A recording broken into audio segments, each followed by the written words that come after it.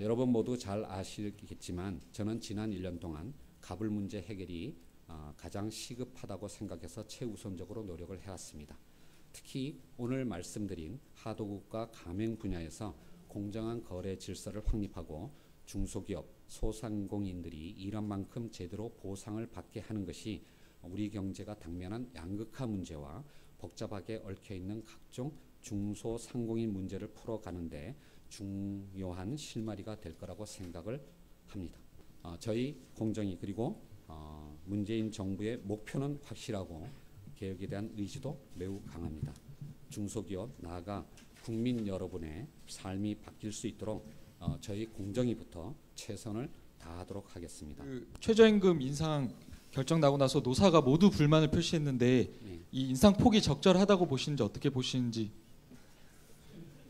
그건 제가 답변 드릴 사항은 아닌 것 같은데, 근데 이렇게 좀 말씀을 드릴 수 있을 것 같아요.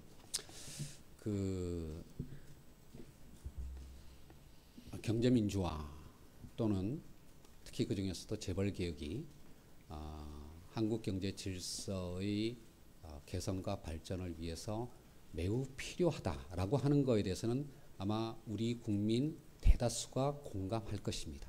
하지만 그런 경제민주화의 노력이 최종적으로 바람직한 경제 질서의 확립이라고 하는 결과에 이르는 과정은 굉장히 길 수도 있고 여러 가지 전달 경로가 필요하기도 하고 또 중간에 예측하지 못한 환경 변화도 있을지도 모르겠습니다. 최저임금 인상이 필요하다는 것에 대해서 많은 분들이 동의하시겠지만 그것이 어떤 과정을 거쳐서 어떤 결과를 가져올 것인가에 대해서 우리가 그동안 좀 고민과 보완책이 부족했다라고 할 수 있는 부분도 분명히 있는데 이 과정 속에서 단순히 갑을 간의 어떤 문제뿐만 아니라 을들의 이해관계 충돌이나 또는 심지어는 을병 간의 어떤 이해관계 충돌에 대해서 우리가 좀 더 세심하게 살펴보고 보완책을 마련할 필요가 있다라고 하는 것을 최근에 여러 가지 논란들을 통해서 다시 확인하고 있다라고 할 수가 있겠습니다. 대금 증액 요청 이번에 이제 내일부터 시행이 되는데 이번에 최저임금 다 같이 올랐으니까 상당히 많은 하도급 업체가 적용이 되잖아요. 네. 근데 이게 사용자 단체가 지금 최저임금 너무 올랐다고 모라토리엄까지 얘기를 하고 있는데 이 하도급법 적용이 되더라도 증액 요청이 받아들여지지 않는다면 이게 법이 사실상 개정이 돼도 유명무실한 법 아닌가 그런 생각이 들고 이게 제재 방안이 있는 건지.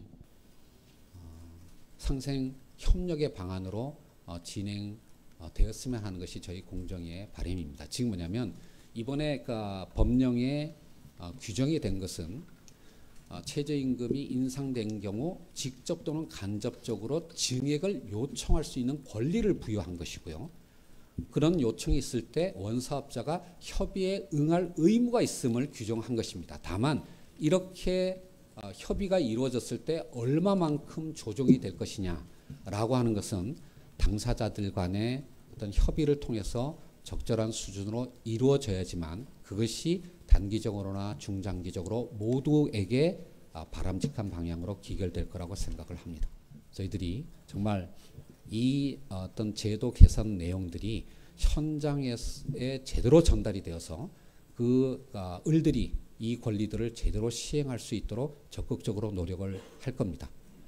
여기에 한 가지만 더 붙인다면 을들의 인지와 권리 행사만으로 이것이 활성화될 거라고는 생각지 않습니다.